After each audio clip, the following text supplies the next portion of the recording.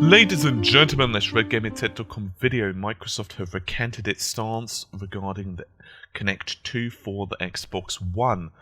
You may recall that for a long time Microsoft have pushed Kinect and have said it's a mandatory part of the console and that it won't be able to function without it. However, numerous privacy concerns have popped up, primarily over people's concerns and fears over the Kinect actually collecting data and distributing it, for example, for NSA and so forth. Now, for a while now, Microsoft have pointed out that you can actually turn off various features. For example, you can disable the microphone, you can disable the camera, and so on and so forth. And the purpose behind that, of course, is just to give you privacy settings. However, now, Microsoft have decided to appease the fans even more and said, you know what, we're just going to allow this console to work and function without Kinect. And this is what Mark Whitten has had to say on the subject. You can turn the sensor back on at any time through the settings, and if you enter a title, Kinect-like experience title, such as Kinect Sports Rival, for instance, you'll get a message asking if you want to turn the sensor back on in order to continue. Now, he also pointed out about the fact that he does suggest that you, as the user, do try the Kinect experience out as a whole for the entire console, such as, for example, the gestures. And he said, and I quote, it does make gaming better in many ways, from the ability to say Xbox on and get right into the personalized home screen, to the ability to control your TV through voice, smart glass, and more. Kinect allows you to search for your content instantly, move between games, and your personalized dash, and more with just your voice. Kinect helps you pick up and play, automatically knowing which controller you have in your hands. No more need to interrupt your friends in game or navigate through multiple UI screens to sign in and tell the system which controller you are holding. Albert Penello, meanwhile, also pointed out on NeoGAF, we also have a ton of privacy settings to allow people to turn off the camera or microphone or put it in a state of just Xbox on and IR blasting, and there will be a lot of user control for that. The one thing we understood, and hence this change, is that there are some scenarios where people just may not feel comfortable. We wanted to put people in a 100% comfortable position, so we allow the sensor to be unplugged. So, what are my thoughts on this? Because it's quite an in-depth discussion, to say the least, but I have a few conclusions that I've already made. Firstly, I have a feeling that in the not-too-distant future, Microsoft will start selling a bundle without Kinect. Sorry if my voice sounds a bit croaky, by the way. I've only just woken up, so I'm recording before I go to work, don't you know. I think they will release a bundle without Kinect. I think it's just a logical extension right now. Because, let's face it, one of the issues that the Xbox has in regards to, versus the PlayStation 4 anyway, is the pricing. And if they could sell a bundle without Kinect, and remember, Sony themselves didn't bundle the camera into the PlayStation because they wanted to undercut Microsoft. That's just a given. They've said so themselves in interviews. And so Microsoft's one of the primary reasons it's more expensive is the Kinect technology. Now, of course, as they've rightly pointed out, if they do not, or if you do not have the Kinect either plugged in or enabled for certain titles and experiences, you won't be able to utilize them. That's a given, and I think we all understand that. But I think for some people, they just won't really care. I think this is going to be a case of people needing to try out Kinect and just seeing what they think of it. But for many people, I think that they'd rather just have the cheaper base unit, buy some games like the core titles, and then later on, if they like the look of Kinect, you know, if it's getting good reviews or whatever, okay, they can cough up the extra.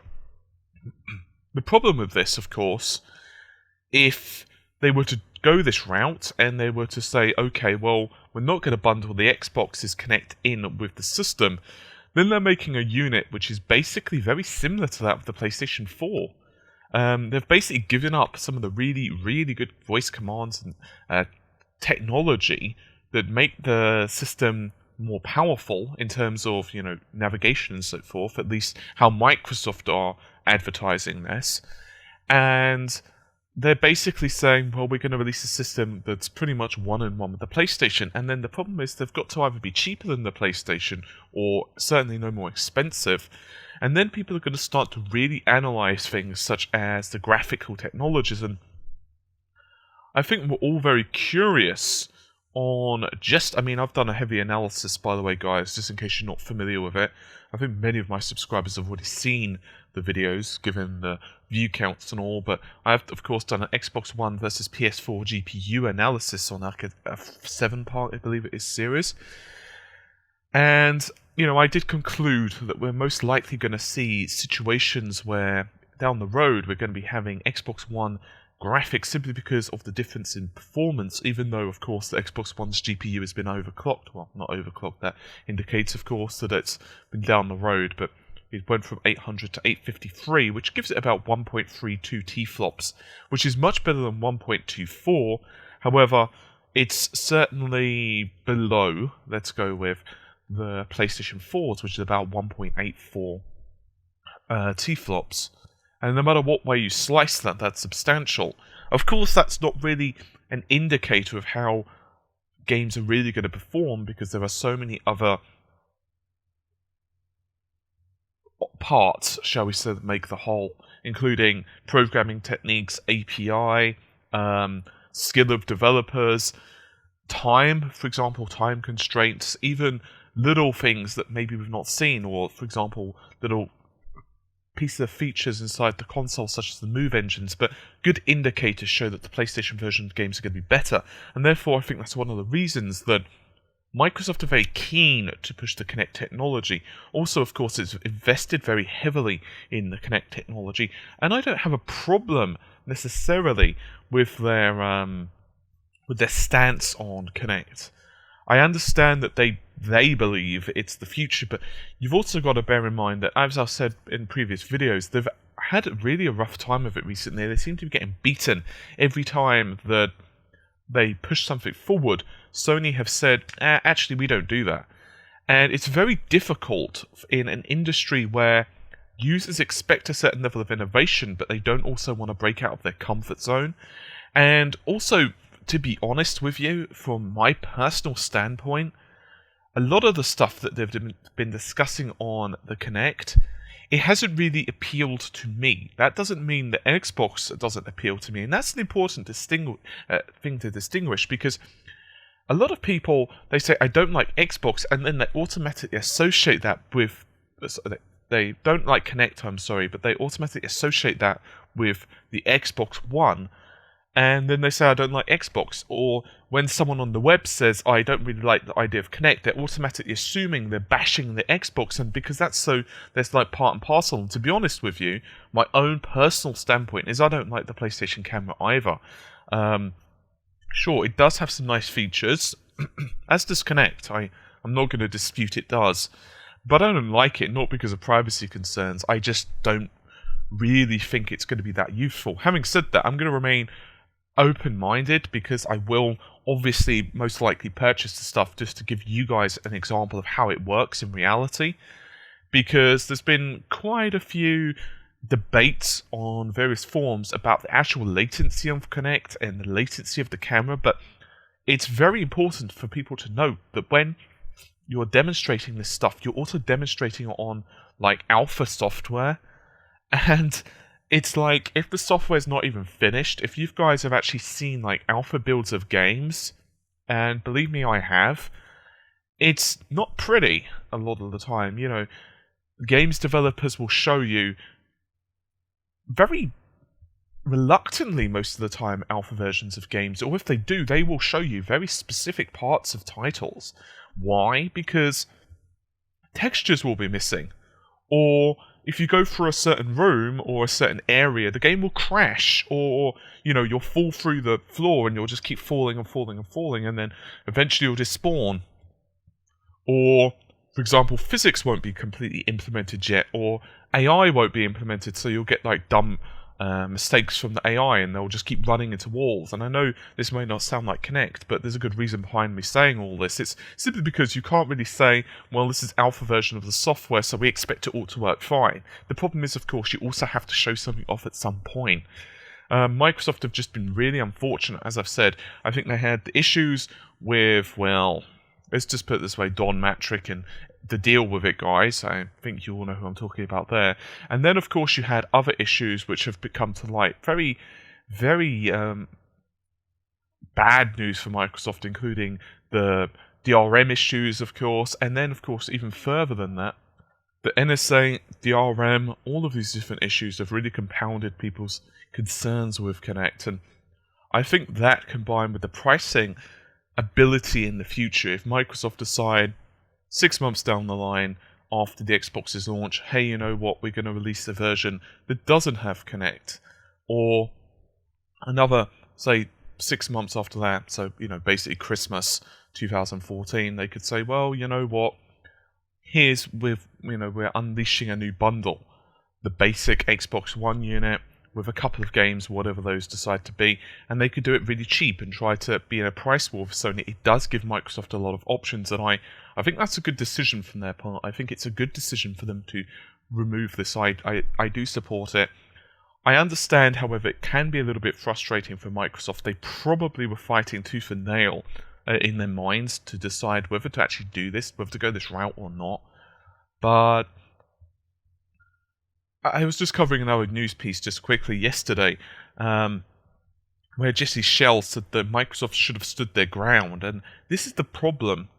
It's very easy for analysts to say, oh, you should have done this. It's very easy for anyone to say, well, you should have done that. And the problem is, the bottom line is Microsoft have invested, you know, not just a couple of dollars into the Xbox One. We're talking, you know, millions upon millions upon millions. Probably it's going to be over $1 billion, well, a couple of billion before, you know, in a couple of years' time, if you imagine the marketing costs and investment costs, R&D, and goodness knows what else, you know, we're talking billions of dollars on the line here.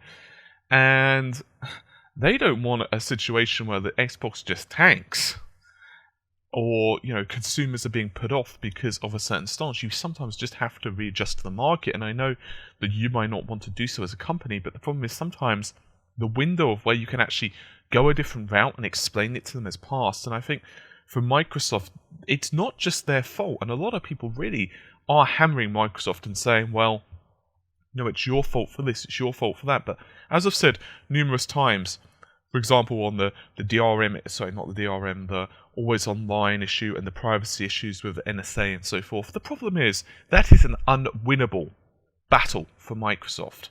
It is completely and utterly unwinnable to argue that in the press, because the thing of it is, if you believe that they're guilty, you will not believe them telling you that, well, we don't do that. You just won't believe it. The person will not believe it, and therefore it's unwinnable, because you can't win something if the person will put out press statements or whatever, but you don't believe them. And therefore you have to be able to appeal to those gamers in some way or another. And that's just how it is, unfortunately.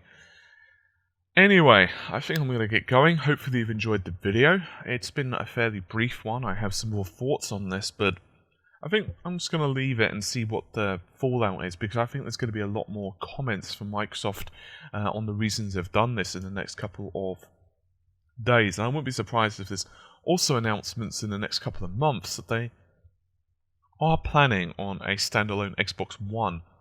We do know that there were rumours that they were going to do this, but as we all know, a rumour does not indicate the truth. It just tells you that, you know, maybe somewhere someone had said in like a room or something in Microsoft, maybe we should consider this. And obviously now it's turning out that they are going the route of no Kinect technology requirement for the Xbox One, unless, of course, those services require it, such as like a motion sensing title, or, you know, if you want to navigate the dashboard and say like Xbox on or something, obviously you need to connect in.